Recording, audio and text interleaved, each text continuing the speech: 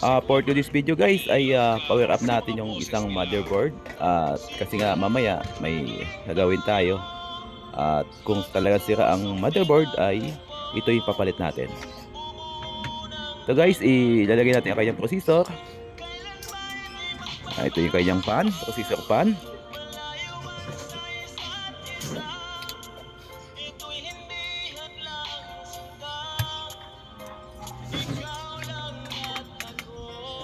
At ilalagay din natin guys yung kanyang memory.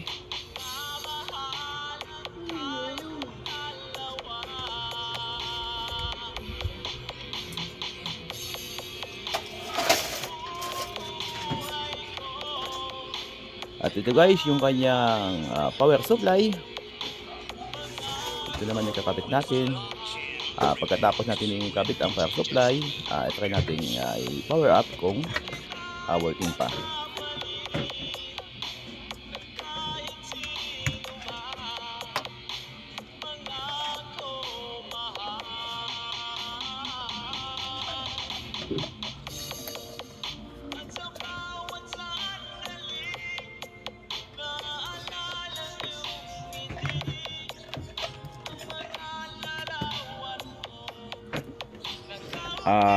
Short lang natin guys yung kanyang power button terminal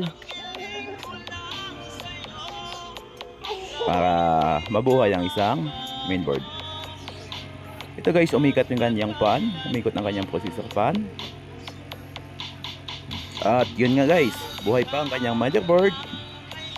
Nagkakaroon siya ng display. Okay guys, thank you for watching po.